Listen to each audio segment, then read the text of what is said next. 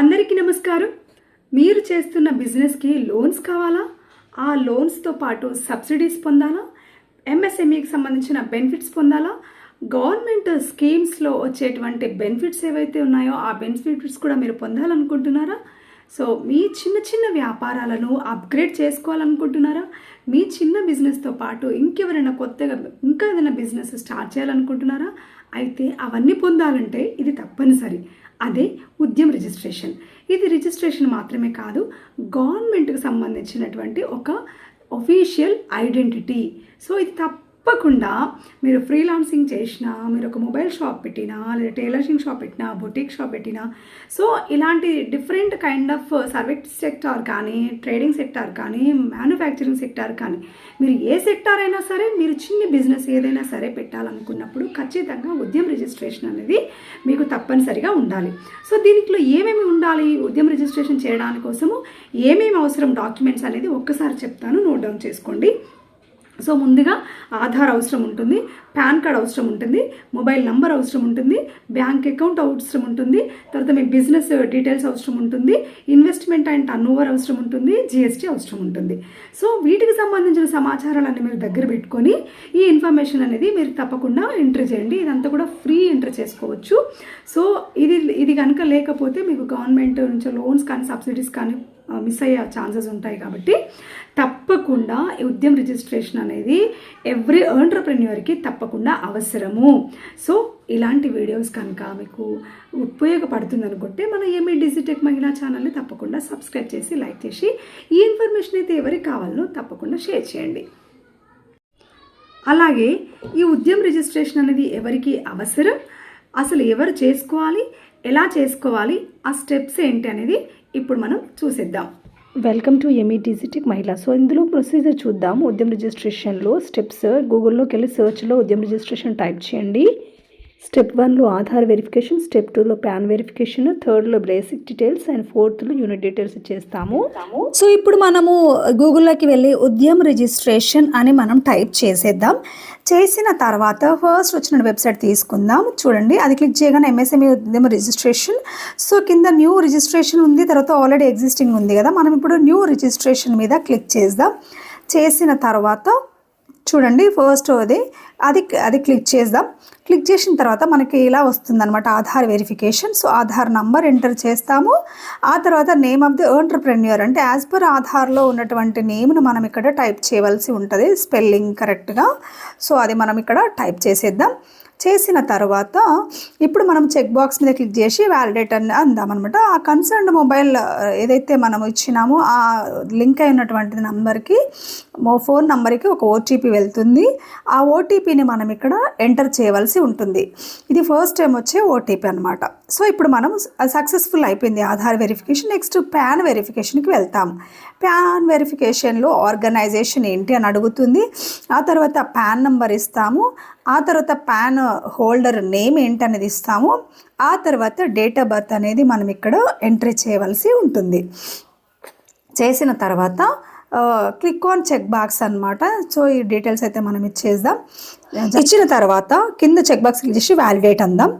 Validate అనగానే చూడండి మనకి ప్యాన్ కూడా వెరిఫికేషన్ కంప్లీట్ అయిపోయి సక్సెస్ఫుల్గా కంప్లీట్ అయిపోయింది. సో ఇప్పుడు మనము క్లిక్ ఆన్ కంటిన్యూ అనమాట. కంటిన్యూ మీద క్లిక్ చేసిన తర్వాత మీరు ఐటీఆర్ ఇంతకుముందు ఏమైనా సబ్మిట్ చేశారా, హ్యావ్ యూ ఫిల్డ్ ఐటీఆర్ అని అడుగుతుంది, నో పెడదాం. Do you have a GSTN number అంటుంది, నో పెడదాం. తర్వాత ఇన్వెస్ట్మెంట్ ఇన్ ఎక్విప్మెంట్ అని అడుగుతుంది. సో దానికి సంబంధించి మనము 24-25 ఇయర్లో రిటర్న్ డౌన్ వాల్యూ ఎంత ఉంది అని అడుగుతుంది. ఆ తర్వాత exclusion of cost of pollution controller unit అని అడుగుతుంది. ఆ తర్వాత మనకు నెట్ ఇన్వెస్ట్మెంట్ ఎంత, తర్వాత టర్న్ ఓవర్ ఎంత, టోటల్ టర్న్ ఓవర్ ఎంత, ఎక్స్పోర్ట్ తీసేస్తే నెట్ టర్న్ ఓవర్ ఎంత అనే వివరాలు అయితే మనం ఇక్కడ ఎంటర్ చేయవలసి ఉంటుంది అనమాట. నెట్ టర్న్ ఓవర్ అనేది బై డిఫాల్ట్ వచ్చేస్తుంది అనమాట, ఎక్స్పోర్ట్ నుంచి తీసేస్తే. సో ఇప్పుడు ఇది కంప్లీట్ అయిన తర్వాత నెక్స్ట్ మనము ఇప్పుడు బేసిక్ డీటెయిల్స్కి వెళ్తాము. బేసిక్ డీటెయిల్స్లో name of the entrepreneur as per PAN ఇవ్వండి, name of the enterprise name ఇవ్వండి. ఆ తర్వాత మొబైల్ నంబర్ ఇచ్చేద్దాం. ఆ తర్వాత ఈమెయిల్ ఐడి ఇచ్చేద్దాం. నెక్స్ట్ సోషల్ కేటగిరీ ఇచ్చేయాలి, అలాగే జెండర్ కూడా ఇచ్చేయాలి. ఆ తర్వాత ఏమన్నా స్పెషల్లీ ఏబుల్ దివ్యాంగ్ ఇన్ఫర్మేషన్ ఉంటే కనుక అది మనము ఇచ్చేయవలసి ఉంటుంది. నెక్స్ట్ మనము వెళ్ళవలసింది official address of enterprise. So flat number, name of building or premises ఎక్కడ ఉంది, విలేజ్ ఆర్ టౌన్, తర్వాత block, road, street, lane, city, pin, state, district, ఇవన్నీ కూడా మనం ప్రొవైడ్ చేస్తాము. Same as it is information కూడా డిస్ట్రిక్ట్ ఇండస్ట్రీ సెంటర్ సెలెక్ట్ చేసుకున్న తర్వాత లొకేషన్ ఆఫ్ ద యూనిట్ ఎక్కడ ఉంది అనేది కూడా మనము సేమ్ ఇందాకటి డీటెయిల్స్ ఇక్కడ వచ్చేస్తాయి. అవి మనము యాజ్ ఇట్ ఈస్గా మనము ఇచ్చేయండి, అంటే ఎక్కడ లొకేట్ అయి ఉందో అది ఇచ్చేస్తాము. ఓకే, తర్వాత ఇప్పుడు మనము ఇక్కడ బిల్డింగ్ డీటెయిల్స్ అవి ఇచ్చేస్తాం. సో ఇదంతా కూడా మనం డిస్ట్రిక్ట్ స్టేట్ సెలెక్ట్ చేసుకోమంటాం. సో ఇదైతే ఇచ్చేద్దాం, డిస్ట్రిక్ట్ సెలెక్ట్ చేసుకోమంటుంది. సో యాడ్ అనేద్దాం, ఇక్కడ యాడ్ అయిపోయింది.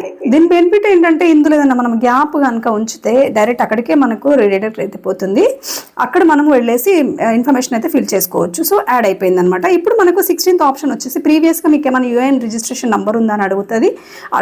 తర్వాత స్టేటస్ ఆఫ్ ఎంటర్ప్రైజ్, ఆ తర్వాత ఎప్పుడు డేట్ ఆఫ్ రిజిస్ట్రేషన్ ఎప్పుడు అని అడుగుతుంది. Whether production or business commencement ఏమైనా ఉందా అని అడుగుతుంది. ఎప్పుడు ఆ డేట్ అడుగుతుంది. ఆ తర్వాత మనకు నెక్స్ట్ ఆప్షన్ వచ్చేసి bank details, bank branch, IFSC code, ఆ తర్వాత అకౌంట్ నంబరు, ఇవన్నీ కూడా మనము ఇక్కడ ఇవ్వవలసి ఉంటుందన్నమాట.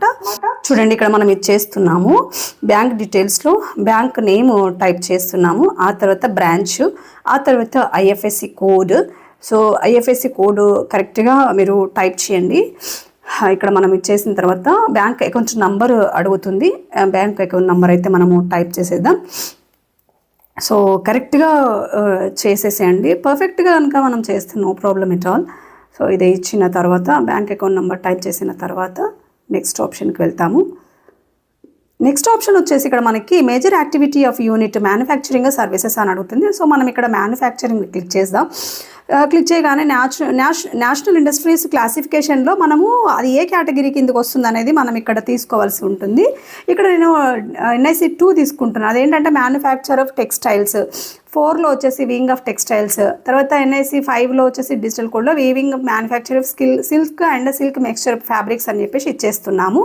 ఆ తర్వాత నంబర్ ఆఫ్ పర్సన్స్ ఎంతమంది పనిచేస్తున్నారు, ఎంప్లాయిడ్ ఫిమేల్ ఎంత, మేల్ ఎంత, ఆ తర్వాత టోటల్ ఎంత అనేది అడుగుతుంది. అది are you interested in getting registered government ఈ మార్కెట్ పోర్టల్లో మీకు ఇంట్రెస్ట్ ఉందా, తర్వాత ఇంట్రెస్ట్ పోర్టల్లో ఉందా, తర్వాత ఇంట్రెస్టెడ్ నేషనల్ క్యారియర్ సర్వీసెస్లో ఉందా, ఆ తర్వాత are you interested getting registered on B2B business to business interested ఉందా, are you interested in registered skill India digital పోర్టల్లో ఇంట్రెస్ట్ ఉందా అని అడుగుతుంది అనమాట. ఇవన్నీ కూడా మనం ఎస్ నో అనే మనం ఏదైతే అది ఇంట్రెస్ట్ ఉంటే అన్నిటికీ ఎస్ఎస్ అని పెట్టేసి ఇచ్చేస్తాము. ఇక్కడ అన్నింటికి మనం ఎస్ అనే ఆప్షన్ ఇచ్చిన తర్వాత లాస్ట్ ఫైనల్గా మనం సబ్మిట్ అనగానే ఇక్కడ చూడండి ఫైనల్ ఓటీపీ అయితే వెళ్తుంది అనమాట. అంటే చెక్ బాక్స్ మీద క్లిక్ చేసి హియర్ బై నేను ఇచ్చింది అంత కరెక్టే సో అండ్స్ అని చెప్పేసి మనం ఆ చెక్ బాక్స్ మీద క్లిక్ చేసి కాన్సెంట్ ఇచ్చిన తర్వాత ఇప్పుడు మనకి ఫైనల్ ఓటీపీ అయితే వెళ్తుంది అనమాట. ఫైనల్ మన రిజిస్టర్డ్ మొబైల్కి అయితే ఫైనల్ ఓటీపీ వెళ్తుంది. ఆ ఓటీపీని ఇక్కడ ఎంటర్ చేసి ఆ తర్వాత క్యాప్చర్ చూసిన తర్వాత మనము ఫైనల్గా సబ్మిట్ చేసేస్తాము. ఫైనల్గా సబ్మిట్ చేసిన తర్వాత చూడండి థ్యాంక్ యూ ఫర్ విజిటింగ్ ఉద్యమ రిజిస్ట్రేషన్ అని చెప్పేసి పోర్టల్ అని చెప్పేసి మనకు ఒక ఉద్యమ రిజిస్ట్రేషన్ నంబర్ అయితే జనరేట్ అయింది. So and so numbers and TS_15 అని చెప్పేసి సో నంబర్ ఒకటి అయితే జనరేట్ అయిందనమాట. So this is the procedure of ఉద్యమ రిజిస్ట్రేషన్ అండి. మీకు ఏమైనా డౌట్స్ ఉంటే కామెంట్ సెక్షన్లో తెలియజేయండి. Thank you for watching. అలాగే మన ఛానల్ సబ్స్క్రైబ్ చేసుకోండి. Thank you for watching.